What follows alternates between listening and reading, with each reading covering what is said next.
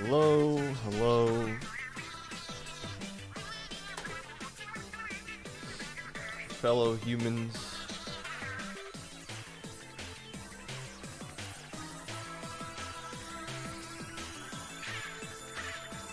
Friends, one and all.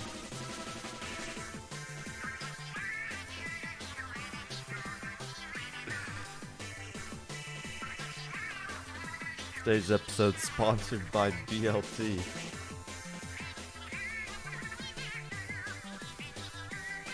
How about that?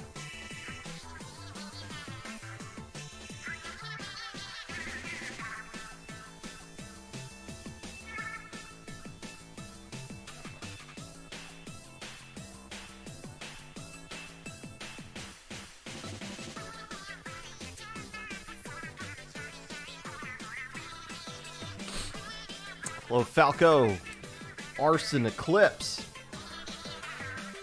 Pixel Hearts, Ivy, a whole lot of sevens, Drago Melon. Thank you for the follow, Link. Congrats on your win. Yesterday, this morning, I guess it is Tuesday where you are. Should be the dead of night Tuesday where you are.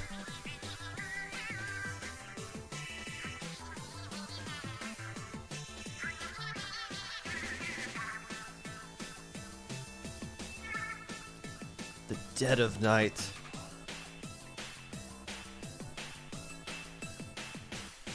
Must be crazy living in the future.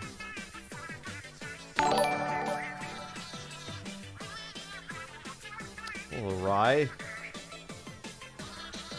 A lot of sevens in chat today. A lot of people with all these sevens.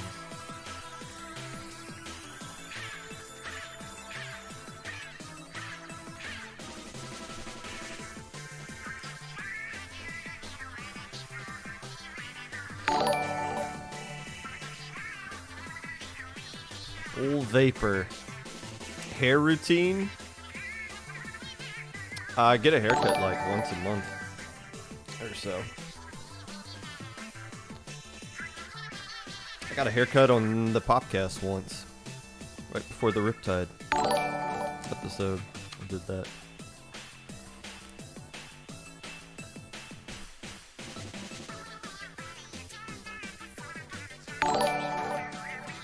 Grisco overtime. Saint Kirby gang. For Sploot Troops Kirby gang. Thank you for the follow.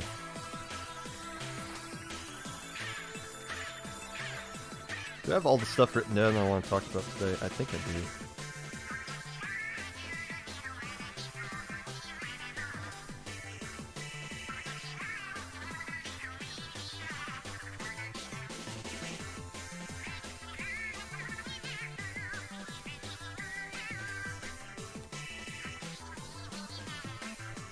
So as I was commentating yesterday, I recorded myself, like I turned on my webcam and like recorded myself and the screen that I was seeing and commentating with. I might make like a highlight of that. Just to, yeah, I've gone back and looked at some of like key moments, and it's not like I'm doing anything crazy. Like most of the time my face is just like this, you know. Or just like, So it's not like anything crazy exciting, but I wonder if people would be interested in seeing that. Seeing what it's like from the commentating perspective. If I figure out how to edit videos, actually, I might just make like a compilation of that. Also gotta upload some stuff to my TikTok.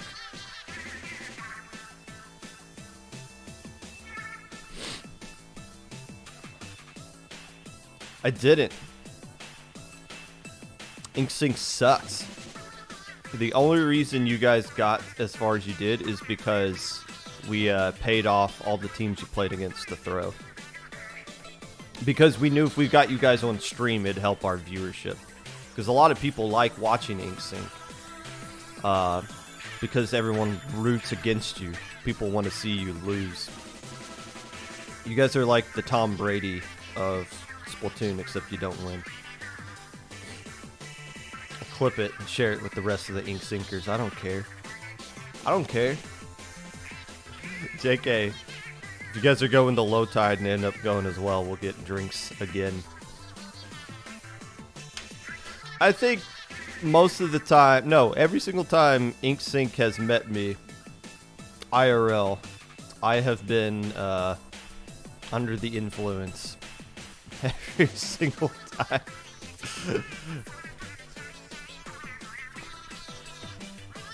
Fun times.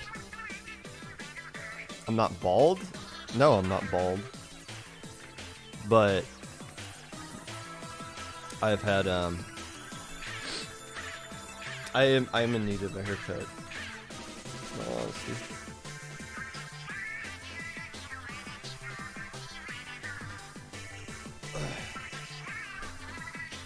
And you can watch Popcast live, so you have no classes on Monday. That's the way to go. If you could set up your college schedule to where you have like either no Monday or no Friday classes, you're cookies and juice. Of course, Kiki probably doesn't have to worry about college classes. 7-inch forehead. Somebody, one of my teammates said something funny that made me laugh. It was, Popgun, where does your face end and your head begin? And I couldn't help but laugh at that. I'm sure that's not a new joke, but that was... Stop spilling your age? Bruh, you tried to play for Day Old Sushi. That implies to the world that you are over 25. Speaking of age, I found out yesterday that I am still currently the oldest person to ever win Low Ink. When I won Low Ink, I was 29 years and 9 months. Poetry announced yesterday that they are 29 years and 6 months. So, I'm still the oldest ever to win Low Ink. Kind of hoping Day Old Sushi comes back and just has an entire team of people that steals that title from us. That would be nice. Kind of weird being old. Well, it's not.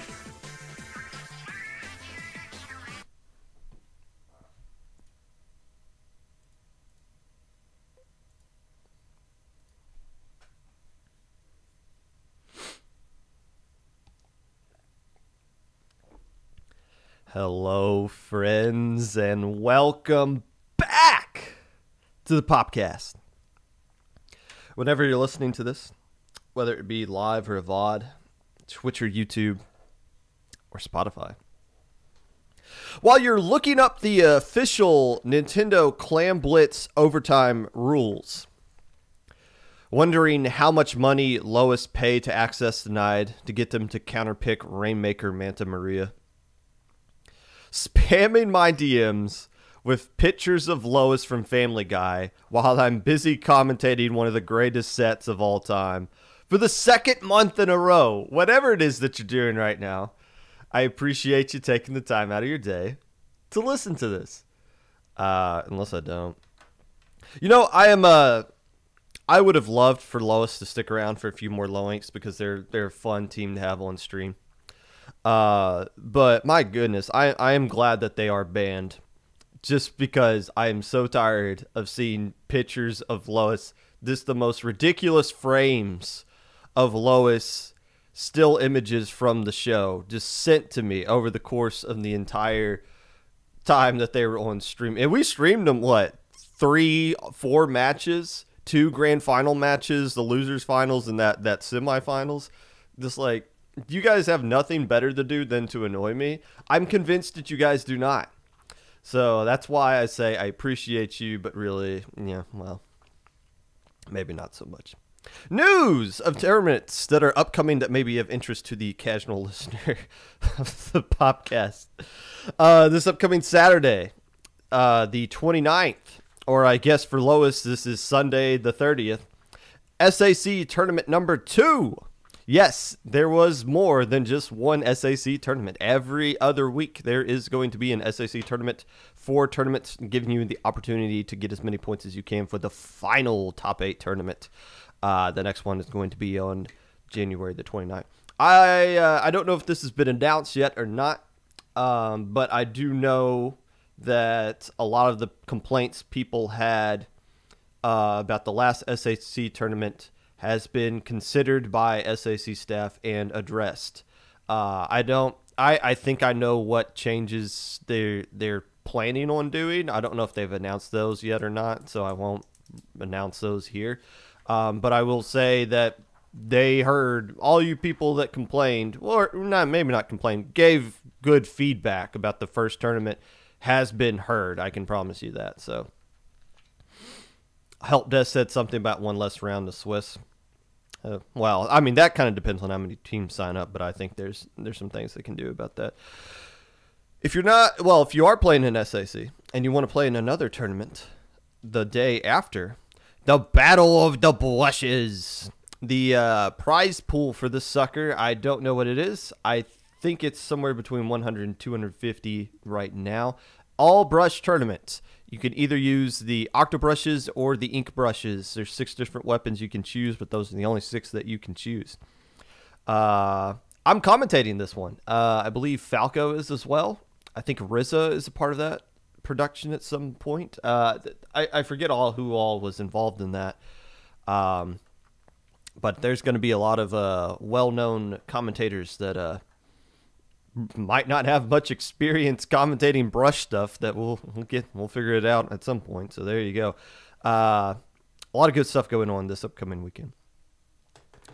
Today, we're going to be recapping Low Ink. Not just what happened in Grand Finals, but Swiss Stage, Gamma Bracket, Beta Bracket, the other stuff that happened in Alpha Bracket as well. We're talking about all of it, baby. You know we would. Also, a short weekly recap as well, because there were some other tournaments that took place, and plus servers and all that good stuff. But first, before we talk about Grand Finals, let's just appreciate that Low Ink is back. Well,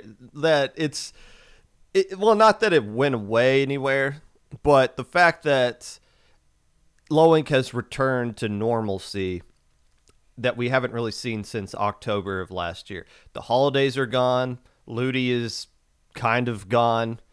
And this means everybody comes back and plays in Low Ink, and we're back to where we were. This is the same number of teams that we were getting back over the summer. I think we closed registration at 96, I want to say. I tweeted it out, whatever the exact number was. But, of course, after you close, people drop because they add players to their roster after registration closes. And we're like, no, you can't do that. And they're like, well, we're just going to drop then. And we're like, okay, bye.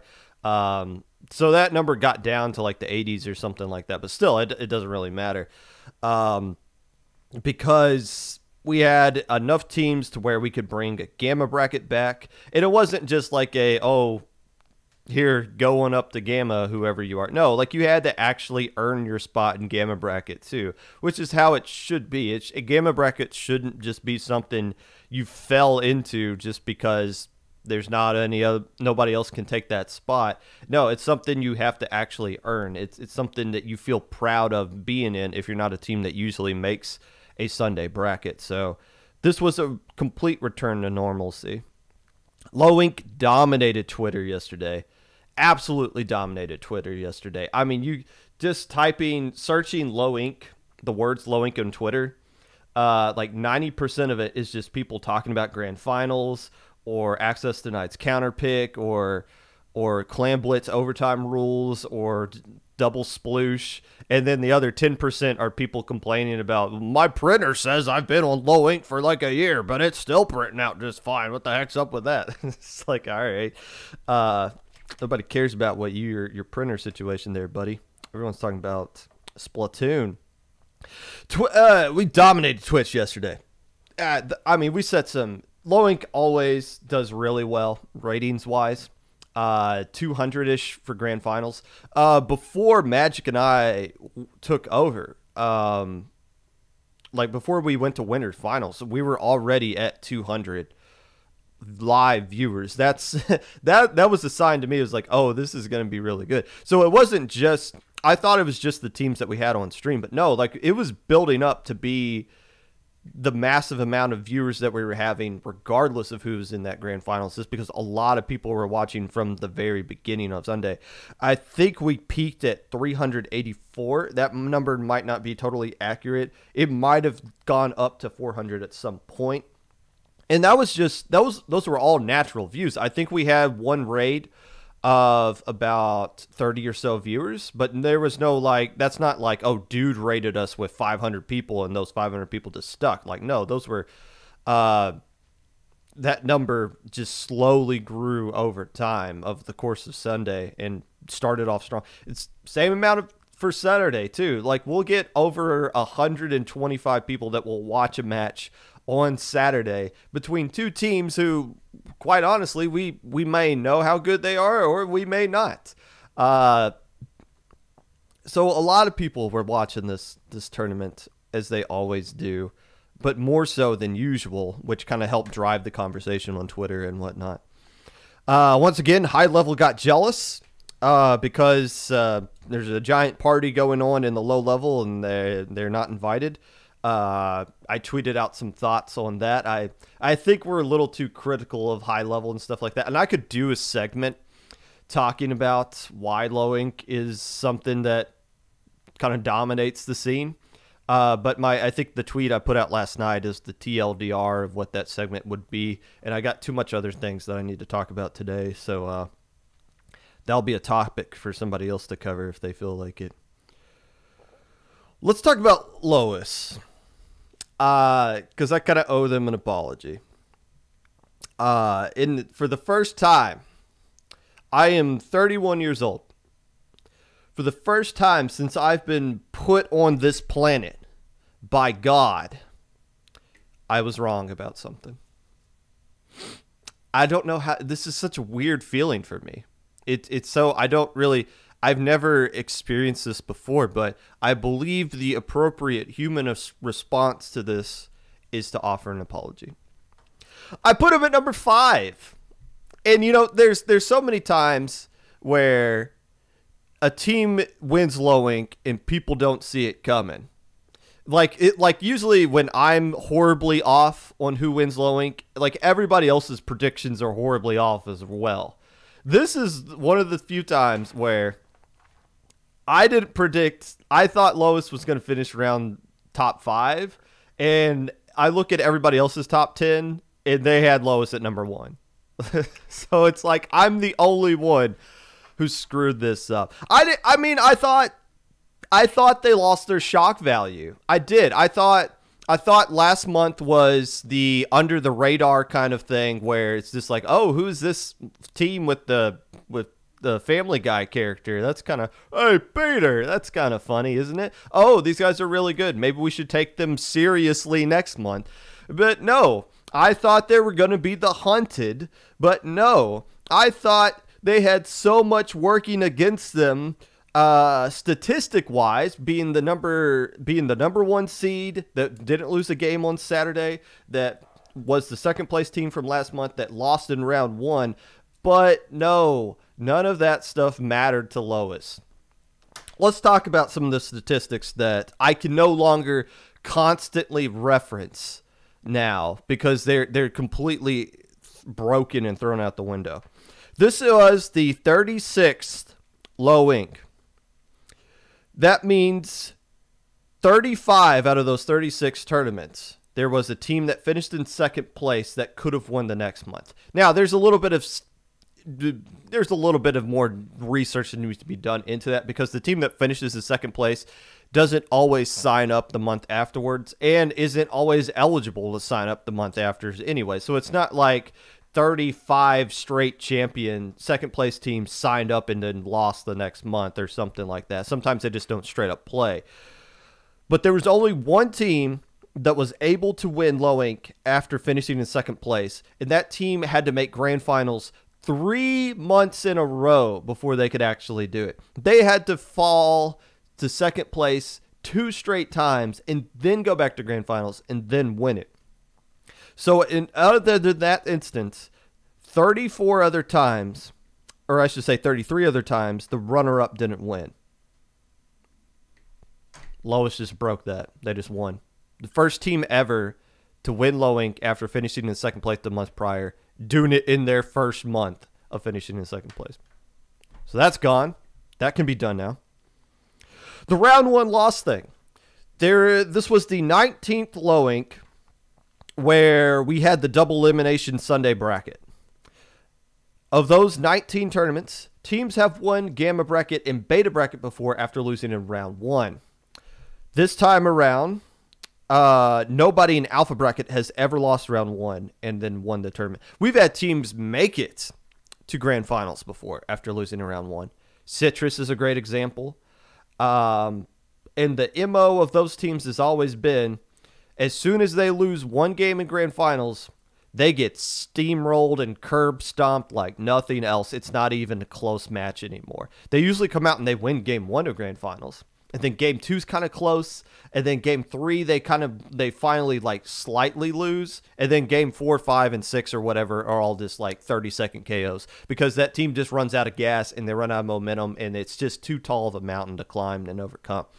Now, we've reformatted Low Inc. in the recent months to make it go by a little bit quicker and to make it a little bit easier for teams that are in grand finals. Before, round 1 was best of 5.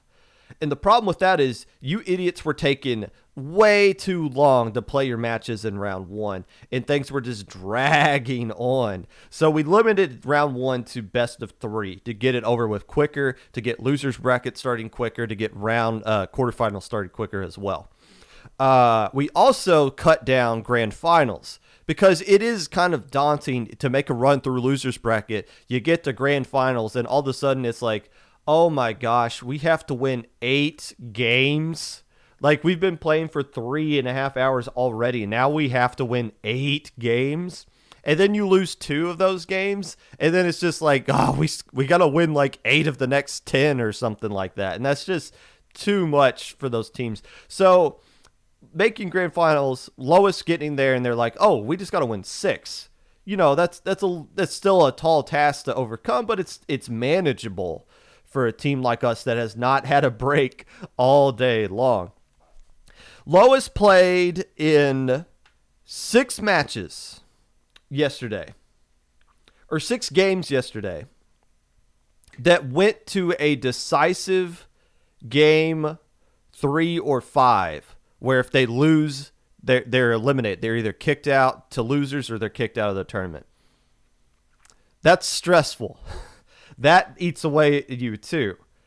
They took all of that and they still found a way to win anyways. I thought when they lost the access denied in round 1, I thought they were done.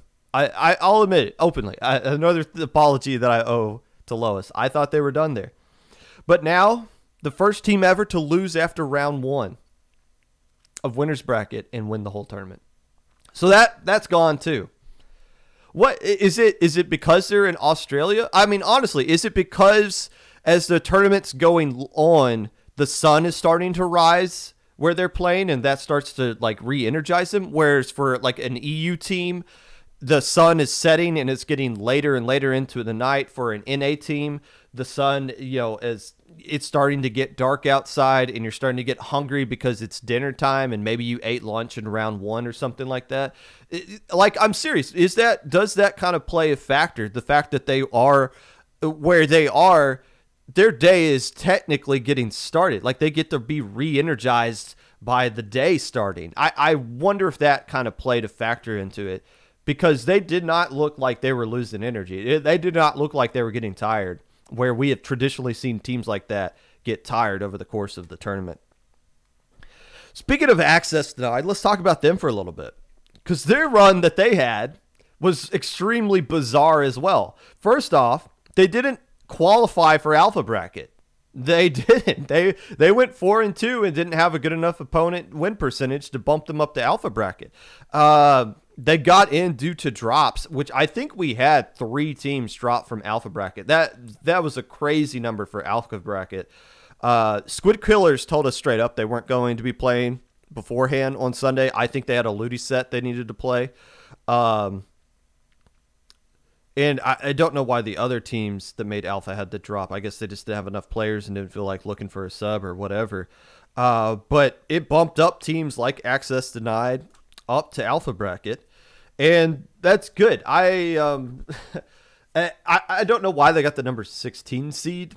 That's really unfortunate for Lois that you have to play a team of Access Denied's caliber. It's not like you're playing a traditional beta bracket team. Like, no, Access Denied is a team that's going to, if you give them an inch, they're going to pull it into a mile, and they definitely did that yesterday. They got past a lot of hurdles that have been kind of gatekeeping them in several different lowings. First off, they won on stream. When they got on Winter Finals, they found a way to win. And kind of put that kind of monkey off their back. They beat their rival Snowfall. They didn't beat them. They flat out dismissed them. They swept them 3-0. Snowfall has been kind of stiff-arming Access Denied for the last couple of tournaments, and they finally got past them. I bet you beating them in Ludi helped mentally get them past Snowfall in that set. I would assume that played a role in it. They did all of this, got to grand finals for the first time ever from the losing side, from the winning side, only to lose in the most heartbreaking fashion possible. How would you, if you're going to lose, how would you like to lose? Would you want to get KO'd in like a Clan Blitz match and like you just get wiped in just one push and the match is over in 45 seconds?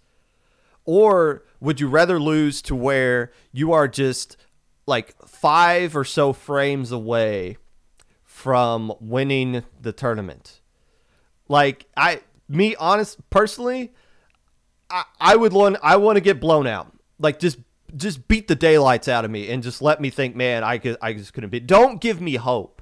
That's the worst. Don't give me a hope or something that's going to play in my mind forever, that I'm just going to constantly be thinking, what if we just did this one little thing and it works out? I want to show you guys how close, and I'm not doing this to like drive home the emotional aspect for Access Denied, but I want you guys to kind of see this here. Let's see what the screen is looking like. So this is the final play, and this is from Saucy Boy's perspective. They posted their YouTube clip of their entire tournament run. I'm not using the stream one because the spectator view is always like slightly not accurate to what you're actually seeing. So this is 100% accurate to what like Access Denied is seeing here, and it's this concept. One thing I want to point out, because a lot of people were complaining about overtime rules on like there's some sort of like the game's changed against Access Denied's favor. The reason why this basket closed so early is because this person up here for Lois is throwing clams into this basket. I guess you can't really see the timer. Maybe okay, there you go. You can see the timer here.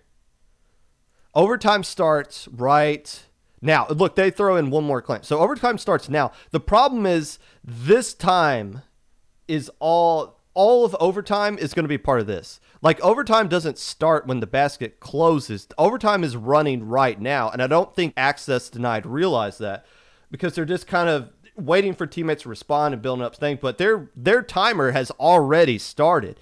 So by the time they get to this point, but look how close this is. Look how unbelievably close this is. They go in right here. They throw it. And the game is still going. And this connects. And it's right now. I think it connects right there. I think it lands on the thing. And that's right now where the banner comes across and calls it game over. Now, I've seen how this works.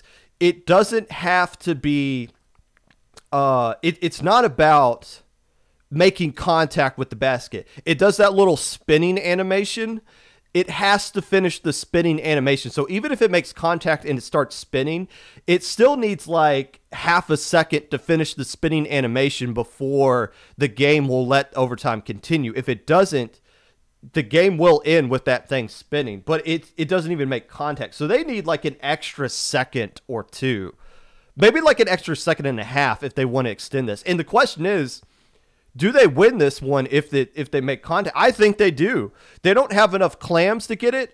This one will get up to like 68 remaining, so they'll need another 28 points. They got 4 clams, but they got the man advantage. This is the thing.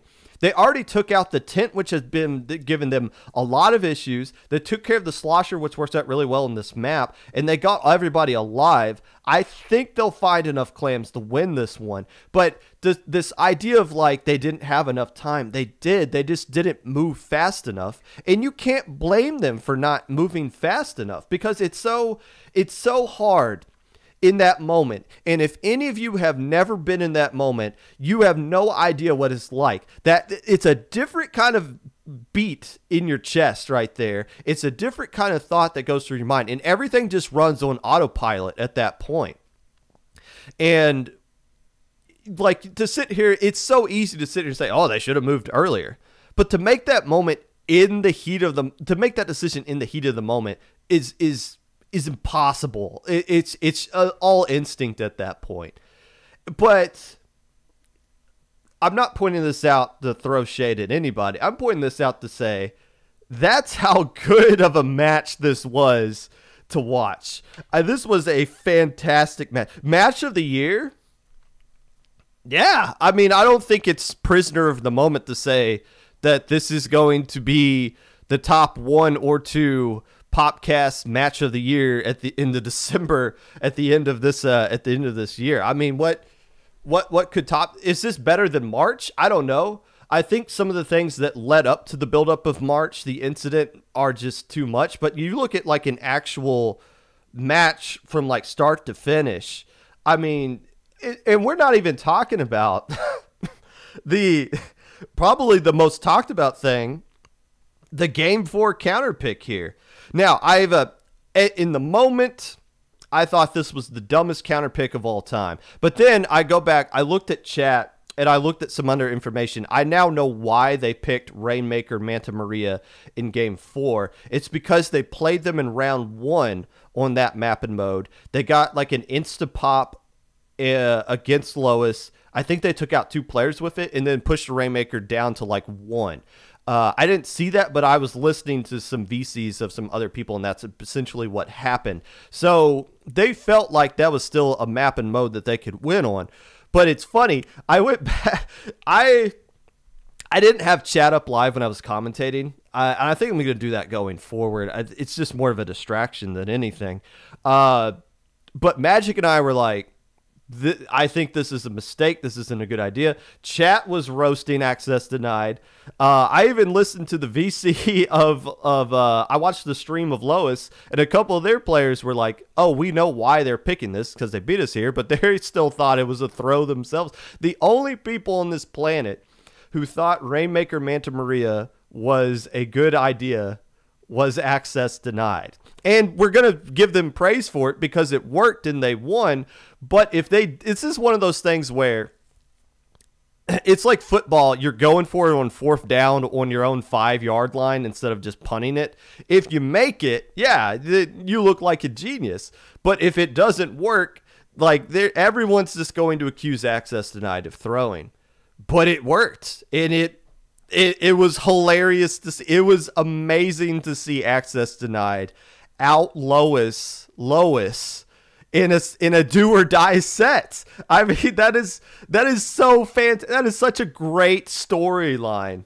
That one game, and it was right. It was a 1-point win too. Like they barely held on to that by the skin of their teeth. It was fantastic. If you look at like best 5-minute match or 5-minute game, that might be it of the year as well. I mean, this is just a fantastic set. Just absolutely amazing. And it came down to frames. This game was decided by literal frames in that game 5. I mean, what could top that? I mean, honestly, what could top that? It's one of those sets where it's like you feel bad somebody had to lose, right? How can we sit here and honestly ban Lois from Low Inc, but let access denied in the next like that? I feel like it'd be. I mean, I'm not sitting here saying we're banning access denied because I don't think that's the case. But it almost feels like an insult to say, "Oh yeah, access denied is eligible for Low Inc after everything we saw yesterday, and Lois needs to go hit the road because of frames." I mean, that's man. It must have been crazy to play in it. But I think everybody, the entire competitive Splatoon scene, appreciated what they saw from both teams. You could just tell everybody left everything they had left out on Snapper Canal, and it was fantastic to watch, and I think both teams should be proud of what they accomplished there. For the rest of my top 10, it's pretty bad. This is one of the worst top 10s I've had in a long time. 10 through 6, just kind of missed the mark on them. I think Dark Rain dropped or didn't play. I think I had them at like number 6, so that kind of hurt things as well. The teams I had at number 5, like 1 through 5, I was right on. Maybe not like the actual legit spots, but those seemed like the best 5 teams in the tournament. To the point where you felt like those 5 teams were just on a different level from everybody else that was in this Low Inc. I said it was top heavy, and it was good. It was good that you had so many teams that were right at their skill. Like, it wasn't just Access Denied and Lois. It was Kraken United. It was Inked. It was InkSync. InkSync almost eliminated Lois. Several teams, Legato almost sent them out. Drago's Fan Club, we'll talk about them for a little bit.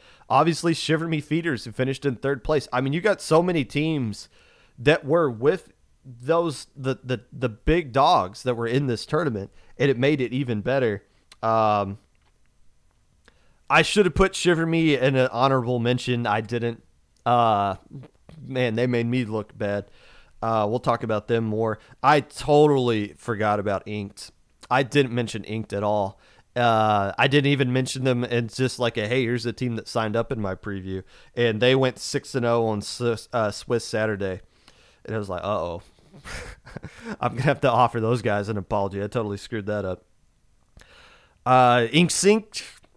I mean, I didn't put InkSync in the top 10 or honorable mention because I had no clue how they were going to do. I honestly had no idea how they were going to do.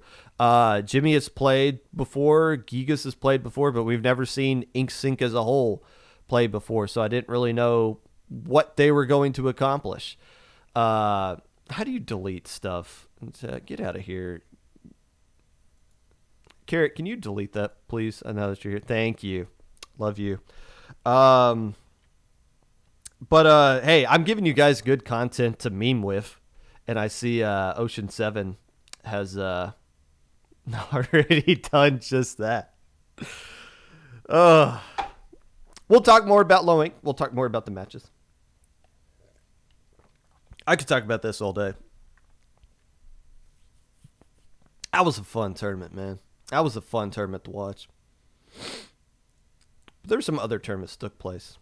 Except though, before we go back to the matches that actually happened in Low Inc, let's take a time to go over the weekly recap.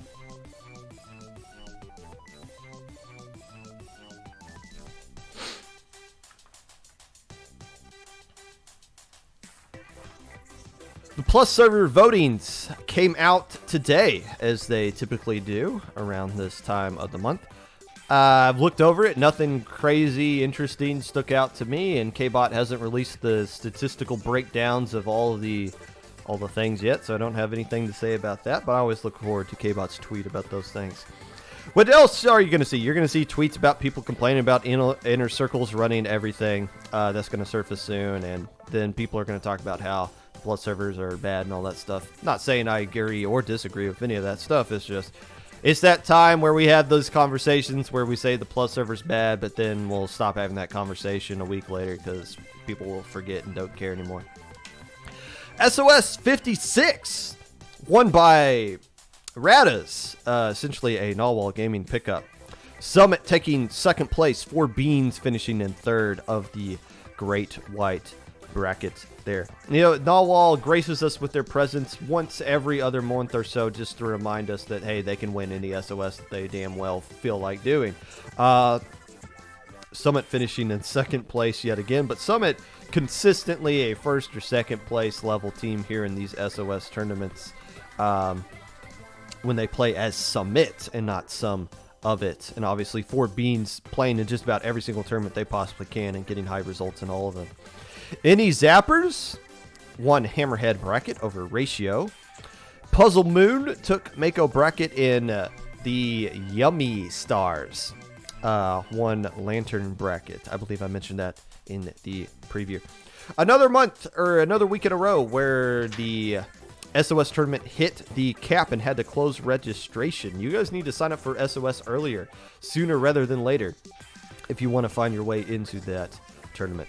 Squid Junction 16 won by Friends, beating 4 Beans in grand finals. Some of it, not Summit, finished in third place in this one. This double elimination bracket that seems to be taking place on the nights after Low Ink Swiss stage, which is why I never played it. I'm always so burned out from TOing that I was just like, I don't feel like actually playing a tournament right now.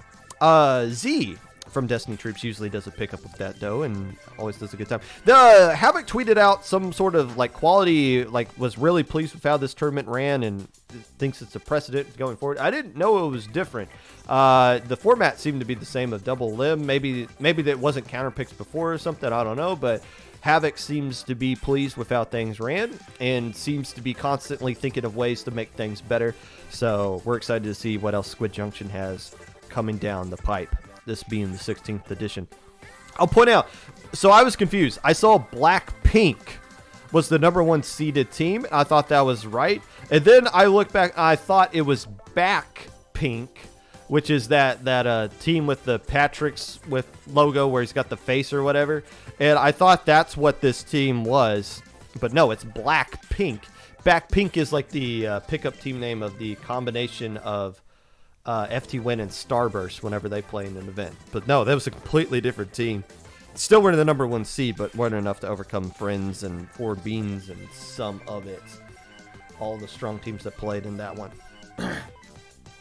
Kansas City Chiefs win because of a dumb overtime rule. I mean, I guess it's not mainly because of the dumb overtime rule, but they beat the Buffalo Bills 42-36. I believe they won the toss and got a touchdown. So the Bills, who scored with 14 seconds remaining, didn't get the football back for the rest of the game. That's kind of dumb. I don't agree with that, but whatever. They host the Cincinnati Bengals for the AFC Championship. I'm rooting for the Bengals in that one. I think that's a better story. I did go to some Bengal games when I was a kid. Saw a fan run onto the field and steal the ball from Brett Favre. The Rams kick the Fighting Tom Brady's out of the playoffs, 30-27, appeasing all the fans across the universe everywhere that hate Tom Brady. They host the 49ers in Los Angeles for the NFC Championship. And that was your weekly recap. Sponsored by, I got 2 sponsors this time around. First off, sponsored by Kitsune Kiara, staff member for IPL, who gifted 5 subs in my chat yesterday. So literally sponsored the weekly recap. And the people who pretend to sponsor the weekly recap this time around. Bad Luck Trout, BLT, the unofficial sponsor of the Popcast's weekly recap.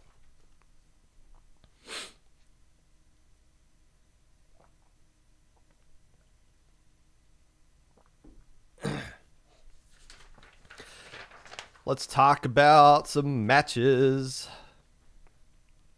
And then we'll call it a day. How does it sound?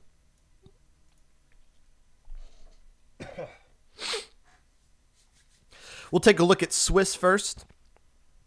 Some of the matches of notes from Swiss, and then the teams who I declare winners from the Swiss stage.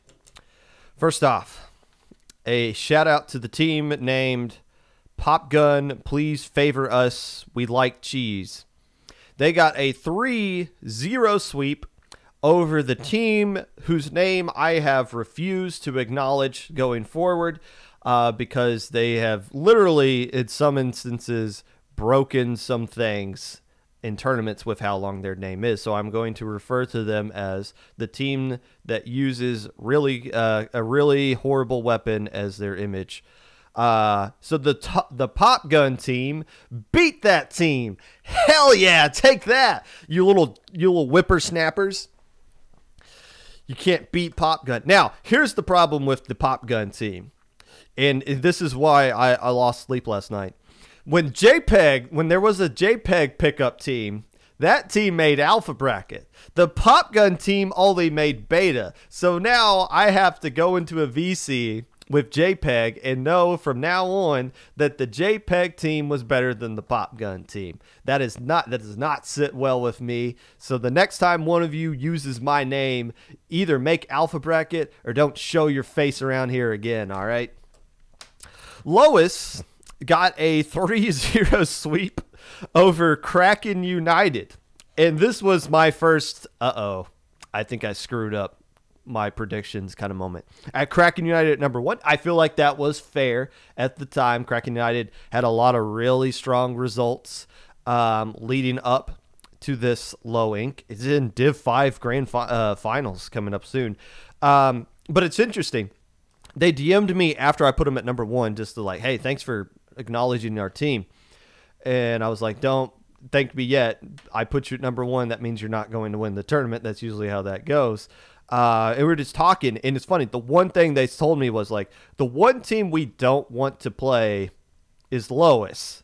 And sure enough, they ended up going up against Lois in Swiss stage, lost the first 2. And then at this point, this was round 6. So like Lois was already guaranteed the number 1 seed. They were already 6-0. So winning the third game wasn't going to help them in any tiebreaker or anything. So like they had no incentive to win that third game. So they used quad jet. I think a combination of V jet and C jet, and they still won. And that was when I was like, uh-oh, I think I screwed up putting Lois at number 5. I think I might have made a mistake here. If they're just doing victory laps against their opponents that are supposed to be challenging them for the whole tournament, that's not a good sign. Crack United's still a really strong team, but Lois obviously is just a different beast here. InZap77 got a 2-1 win over Kokowumi. InZap77 did not make Gamma Bracket, but they did beat a Gamma Bracket team 2-1 in Kokowumi. So I wanted to acknowledge that and give them a little shout out for that win there. The Low Inklings got a 2-1 win over Tud Morning. This is one of the better stream matches in the tournament that we had on Swiss Saturday. Usually in the past couple of Saturdays, we've had a lot closer 2-1 matches. This time around, we had a lot more 3-0s. Those are on me. I'm the one who picks those.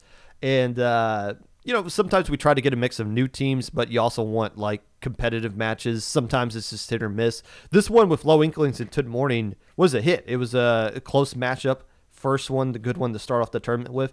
And as you see the course of it go along, you see what Low Inklings did afterwards. You're kind of surprised this one was close. So that's more of a shout out to Tud Morning for keeping it close with the team that finished, I believe, second place in Gamer Bracket. We'll look at Gamer Bracket in a second. See ya! Got a 2-1 win over the Yumi Stars. Whoa! That's kind of surprising. Sia being an LSL team taking down an Alpha Bracket team from last month, a team that ended up winning all of Gamma Bracket. That's a big glow-up win in a glow-up tournament for my favorite team name to say, Sia. Ocean 7 got a 2-1 win over the Shiver Me Feeders. Oh, okay. Interesting here. This is a good win for Ocean 7, who had a breakthrough tournament for themselves. And yes, I saw your stupid little tweet earlier today. Don't bite the hand that feeds you. I'm praising you guys here, so don't make fun of me now, you little twerps.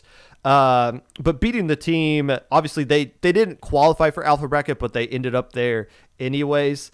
And And they did beat Shiver Me in a best of 3 set, which is a little bit different than, counterpick best of 5. But they did beat them here in the Swiss stage, the team that finished in 3rd place overall. That's a quality win there for Ocean 7. Splat-A-Lot, got a 2-1 win over Prism. Prism being a strong team made up of players that did pop off in SAC, who, quite honestly, I was kind of worried about, but the results of the players on Prism seem fine, and Splat-A-Lot A just coming off a 2nd place finish in the most recent LSL 17, coming in here and beating them in Swiss 2-1. Splat-A-Lot A had a huge pop-off tournament as well. We'll talk more about them later. The Jelly Squids got a 2-1 win over Ink or Swim. 2 name brand teams in a very close set here. I would imagine this is not the first matchup between these 2 teams because both of these teams have played in a lot of low inks. Would have been a good one to put on stream, honestly, between 2 name brand teams that looked on paper to be pretty close. You never know how close the 2-1 actually is. But it's good to see actual teams playing against each other and getting some history. Inked got a 2-1 win over Broken Controller Gaming. This one was on stream, and it was a close set on stream. I believe Broken Controller Gaming won game 3 to make it look like it was a close set. But those wins Inked got were not easy. Those were definitely some difficult earned wins for Inked, who was on stream. So that says more about Broken Controller Gaming, I think, about how we should view them going forward.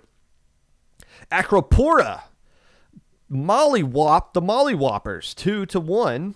I believe both of those teams dropped. I don't know where Molly finished, but I know they dropped from Sunday. Acropora did qualify for Alpha Bracket, and they dropped from it as well. Not sure why they did, but still a good match between 2 Alpha Bracket contending teams. Seemed to be pretty close. Last match here that I want to point out. Aquatic Vanguard got a 2-1 win over Emptiness. Emptiness being a team that made Alpha Bracket the last time they played in it. Can somebody confirm this for me or not? There is a rumor going around that Emptiness is a team from Japan. I don't know if that's just a fabricated rumor or what, but if anyone knows the answer to that, I would like to know for sure. But still, I would like to see Emptiness play in more tournaments. We see them show up every now and then in low ink, but Aquatic Vanguard seems to be more of the consistent Alpha Bracket contender, playing in this one, getting a nice win against Emptiness. Winners from the Swiss stage.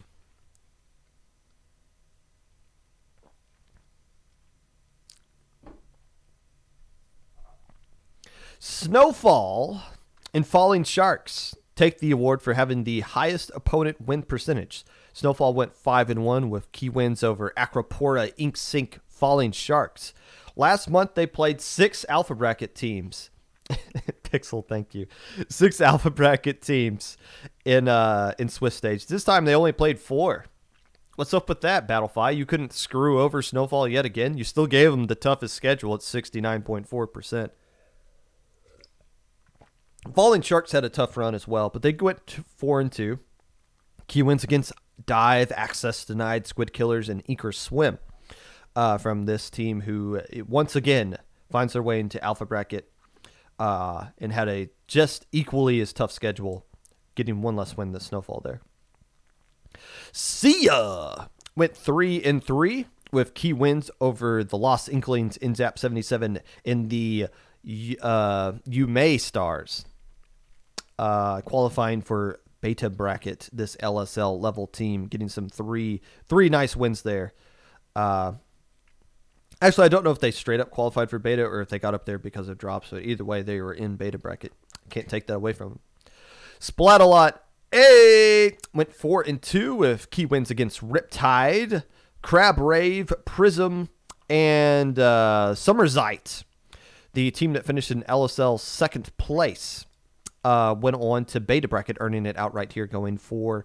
A higher opponent win percentage there in Alpha. That's a heck of a glow up here for this Splat-A-Lot team. Maybe, we didn't see C, D, or E in here. Splat-A-Lot B did show up. Maybe Splat-A-Lot A just absorbed those other 3 teams and just, kind of just like Namix and just kind of, synced with each other to create a super team.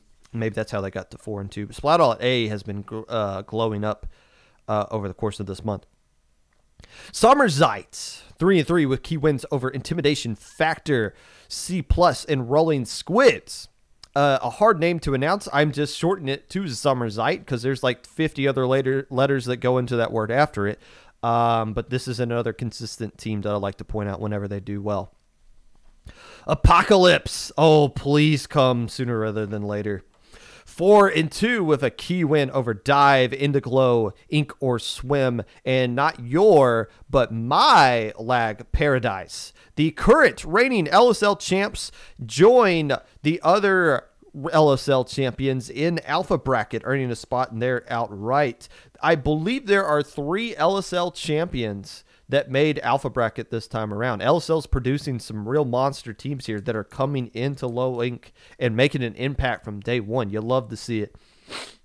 The Night Logic, big bump up here this time around, going 3-3 after finishing 1-5 the last time they played in Low Inc. back in October. Key wins over Marnie Melody, Ewfish, and the Wave Rippers.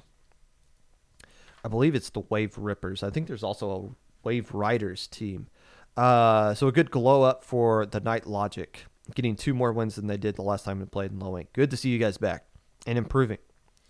Indiglow got a 3-3 result here with key wins over the Rolling Squids, Sunset, and all 3 of their losses came as 1-2 results on Saturday to the Squid Killers, Apocalypse, and My Lag Paradise, the team that won Beta Bracket and 2 teams that qualified for Alpha Bracket. They took games off of all of them. Indiglow, keep an eye on these guys. They're going to be something special over the course of this year. Dive went 4-2 with key wins over Illumini, Hidden Radiance, and the Cherry Bombs. Beta Bracket is what they qualified for in their first tournament as a new team, or at least that we could find. The Drago Fan Club got key wins over the Pain Bashers, up the ante, and qualified for Alpha Bracket as well. This was my wife's pickup team, who did really strong here, obviously. People have pointed out I don't talk about my wife's team a lot. Maybe I do intentionally try to avoid it just as like a bias thing, but there was a point where it looked like Drago's Fan Club was going to end up on stream where I was going to commentate. And I would commentate that. And in the back of my mind, I would be rooting for my wife's team, obviously. That would be pretty weird to commentate it, but hey, they popped off here. I got to talk about that for sure.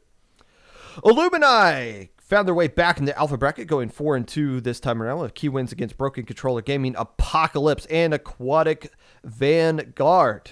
I still don't think Illumini has won a single game in Alpha Bracket. It doesn't matter. They're doing consistently well on Saturday. The wins on Sunday are eventually going to start falling in their favor.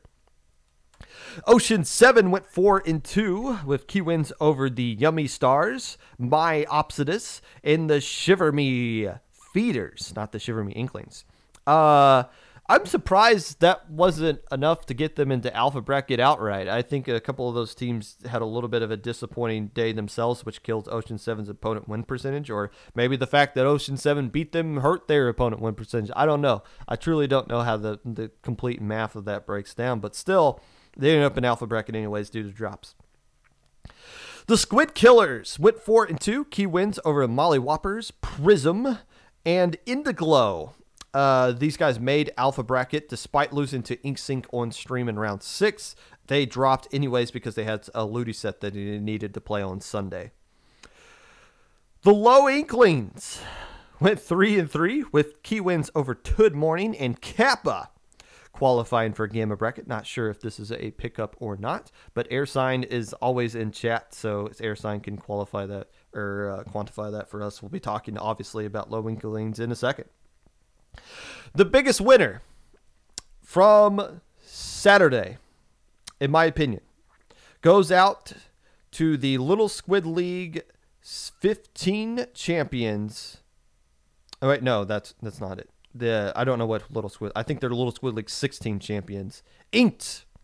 They went 6-0 with key wins over Snowfall, Emptiness, Illumini, Broken Controller Gaming, and I missed them in the preview. I'm sorry, Inked. I'll never miss you again. You're a top 10 team, and I completely just left you out of the top 10 in honorable mentions. I'm sorry, Inked. Please don't feel bad. You guys are a strong team. You proved it. I missed it. Let's take a look at Gamma brackets and then eat food before I go to work. Gamma, Beta, and Alpha. And Battlefly isn't doing that awkward thing, wait 3 hours before refreshing whatever. So Battlefly is working right now.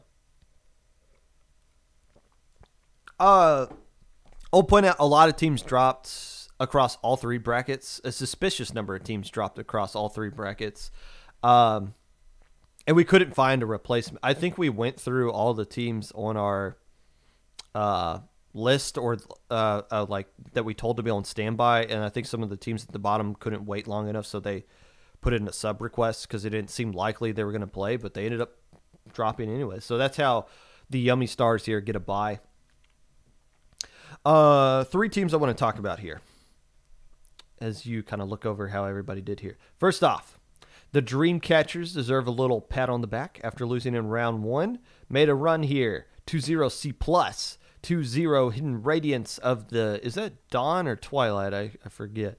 I forgot. Hidden of the Dawn. Twilight's the one that's dead and gone. Twilight might have done better against a team called Dreamcatchers, or maybe not. Maybe they would have done worse. Maybe they would have. Maybe they would have fallen asleep into the dream and got caught there. Rolling Squids fell to them. Inker Swims fell to them 2-1. And Intimidation Factor, who finished in second place, ended up knocking them out. So Dreamcatchers falling all the way down here. You see they barely qualified for Gamma anyway, so their number 14 seed went on a run. In fact, I would assume this is a team that was on standby that took advantage of this situation. You'd love to see things like that. Intimidation Factor, obviously coming in here. This is the LSL 15 champion, not Inked. I have down in my notes. They had a really good run through here. I don't know if this is the bracket they want to be in, considering other LSL champions are in Alpha bracket. But if regardless, this is one of the best they've done in Low Ink that I can remember. Taking Yume Stars all the way to a bracket reset before they kind of woke up and dominated here, but still finishing in second place and ripping apart some good teams along the way is nice to see. The Low Inklings, though, this pickup team that has been confirmed by chat, doing really well here. 3-2 over the IRS, beating the Dreamcatchers. 3-2 over Inker Swim. Ooh, I wonder if this was a grudge match with Airsign versus a former team there. And then ultimately just losing to the 2 teams that finished first and second. So this pickup team here doing a very good job, going pretty deep. Now let's talk about the Yume Stars that we got here, because this is a team that's been grinding a bunch of other tournaments. Did really well in SOSs. Did pretty good in SAC. Finishing in Gamma bracket here and winning it. I know they probably don't want to win Gamma bracket, but you like to see teams playing these brackets anyways to make a statement going forward, to build momentum. It's good for them to get wins in a counter pick system, because that will pay dividends to where they get back up to Alpha and they found out what maps work best for them and things like that, and how to, they learn how to manage this kind of break between this and here. This is a good experience builder for Yume Stars, because we expect to see these guys in Alpha bracket going forward. It's just had a bad Saturday. It happens. Ask several other teams who had a bad Saturday as well. Beta bracket. Taking a look over here. There's some things here that look very similar to Alpha bracket. Very similar to Alpha bracket. First off, the teams I want to talk about here. The Wave Riders did pretty well here. Splat-A-Lot A, beating them in a decisive Game 3. Beating Tinta Shrimp Rayman in a decisive Game 5. Beating Myopsidus in a decisive Game 5. So they've faced some really clutch games all throughout Winners Bracket and won all of them until they got knocked out by the team that eventually won, and the team that eventually took second place in Blazing Storm here. Again, another 5 sets. A very stressful third-place finish here for Wave Riders, who definitely caught our attention. Kappa deserves a little bit of credit here as well. Lost to Summerzite. That's a very good win for Summerzite. But Kappa going on a little run of themselves, finishing in 4th place. 2-1 Emptiness, 2-1 Dive, 2-0 Jelly Squids, 2-0 Myopsitus, and then losing to Blazing Storm. So Kappa, again, I'm sure, they've been in the beta-ish kind of level. I'm sure they desperately want to get back to alpha. But getting a lot of wins here is a good confidence and resume booster, experience booster that will pay dividends for them in lowings to come down the road here.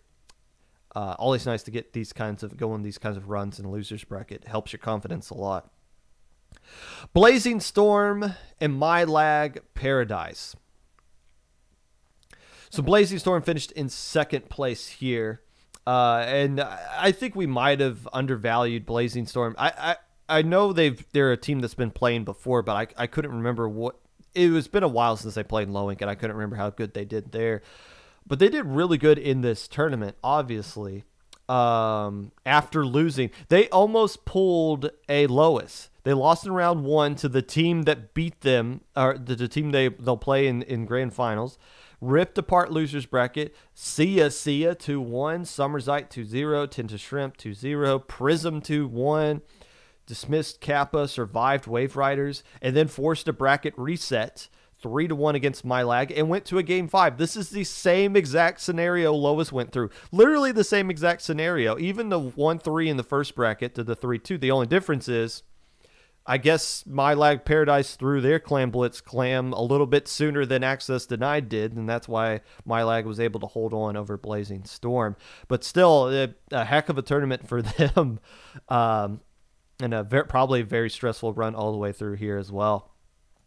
But but My Lag Paradise winning beta bracket. This is significant for them. They made Alpha 2 tournaments ago. They didn't make Alpha last time, but they did very well in beta bracket. Now they're fell back to beta bracket again, and now they're winning it. My Lag Paradise proved they are a consistent team now. They might not be making alpha brackets all the time, but they're definitely going to be that team that's kind of floating around the honorable mention going forward. Teams that win beta bracket consistently do pretty well the month afterwards. Because you're at an alpha bracket level. I mean, there's no doubt about it. I mean, if you got teams that got bumped up to alpha bracket that really popped off because other teams dropped, My Lag Paradise taking advantage of this situation, you could see them doing really well going forward. Alpha brackets. We've already talked about grand finals to a large extent. If you missed that, go back and watch the VOD on YouTube or Twitch or whatever. I don't really have anything else to say about this set or to add to it other than just it was a fantastic set to watch. It sucked one of these teams had to lose. But we'll look at the path these teams kind of took here. Obviously, no love for Access Denied. Can you drop this? We love you. I mean, who could see you guys, how you guys played yesterday and not love you? We all love Access Denied, unless we don't.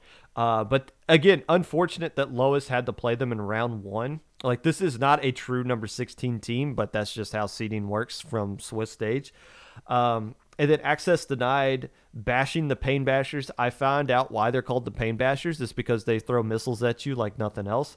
But Access Denied, who has an anchor player, doesn't really care, it seems. Now, this match against Snowfall, this is what made me go, oh, okay, Access Denied's for real this time around. Because like I mentioned, Snowfall has been kind of holding Access Denied back the last couple of low inks. It is funny. These two teams thought they were going to be streamed because they're so used to being streamed right now. The thing is, we try to this path is already predetermined, and we just stream Snowfall. You want to get to winners finals. You want this to be the first time there's a repeat team you have on stream. We're not just going to stream Snowfall here and then, oh, well, they're playing Access Denied, so let's stream that. And then, oh, Snowfall wins, so let's just stay with... Like, you just don't want to stream one team the whole time. So this path was predetermined. It didn't matter what teams made these spots. We were going to stream these particular matches anyways. But these two teams assumed it was going to be streamed. And we're like, no, play. Enjoy playing a match without everybody watching for once. And maybe that's what played in Access Denied's favor. I don't know. Other teams I want to point out here. First off, Snowfall. Yes, they This is not the result they wanted. Snowfall is in a win or nothing kind of mode, much like Access Denied, much like Lois. And I think those are the only 3 teams that you can put in that category right now. Maybe for going forward, Crack United, you could put in that category. But, I guess the question here is, with the revamped roster, were they going to be as strong as what they were? I thought they would be. But they lost to the teams that finished first and second. This isn't a bad tournament for Snowfall at all. It's just they just kind of played some tough teams and just couldn't find ways to get wins against them. But Snowfall's still a really strong team here. InkSync deserves a little bit of credit here as well. InkSync lost to the team that finished in third place 2-1, and then went a little angry here, went on a run to 1 Aquatic Vanguard, bashed the Pain Bashers. Ocean 7 got eliminated, beat Inked, and then almost beat Lois. Again, the Clan Blitz Mako Mart pick seemed to favor Lois more than InkSync. It seemed like InkSync tried to change their identity too much in that match, but they beat them in that Splat Zones Anchovy game, which was fantastic. That was a fantastic 5-minute set, or 5-minute game as well.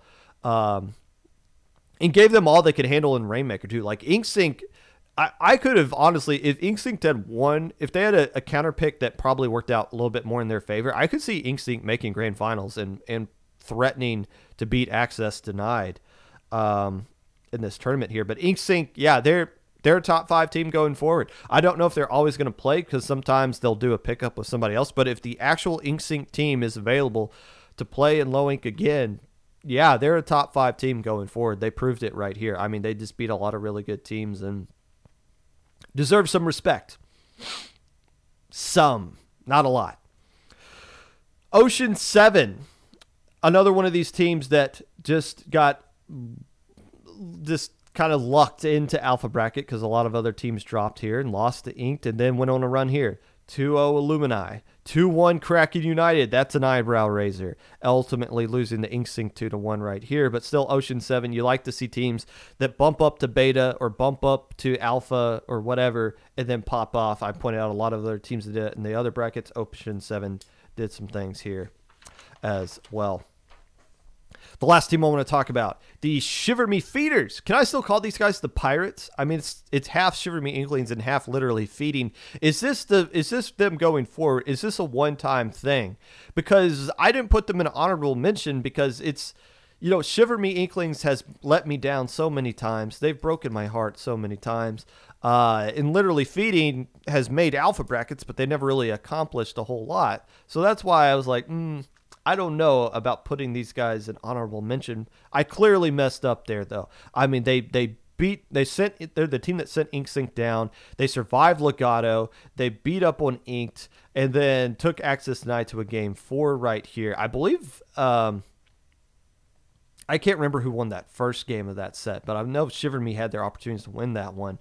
And ultimately losing the Lois right there. And again, I think it's because they had some players had to leave. Corona Beer came in and played really well, but there was one of those games where it's like, ooh, they would really like to have a Tri-Slosher here on Humpback Pump Track. Where did that Adept player go? I assume they had to go because they would have really liked to have a Tri-Slosher right there.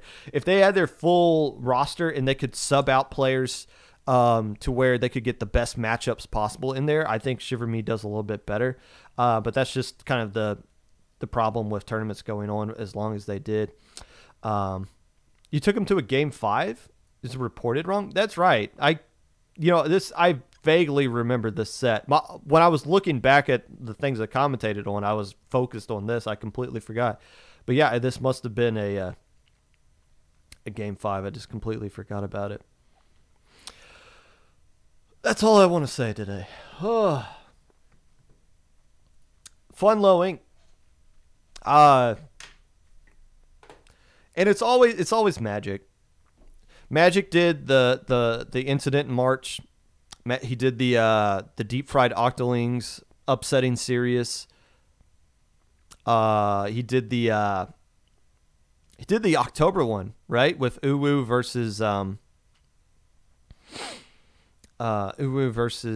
Rising Stars. And he did this one. Every time Magic commentates a Low Ink, it's always insanely good, insanely high quality. It just kind of works out. So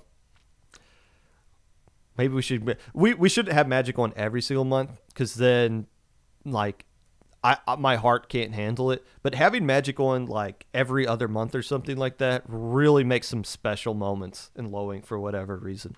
JK Magic, anytime you sign up for Low Ink, we're going to put you on. That's awesome.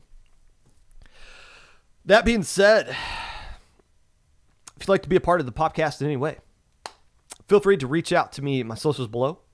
Twitter, Mr._Popgun. Discord, Popgun, #5882. YouTube at Popgun at 25 Popgun. Twitch at Popgun25. Anchor.fm/Popgun. TikTok at Mr._Popgun. I'm going to start uploading some more TikTok clips today. I am at some point going to start editing the VOD I've recorded of myself commentating these sets, so you guys can see my beautiful facial reaction to all the things that happened.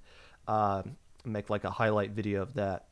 And that's who are we gonna raid? Let's raid D. We haven't raided D before, I don't think.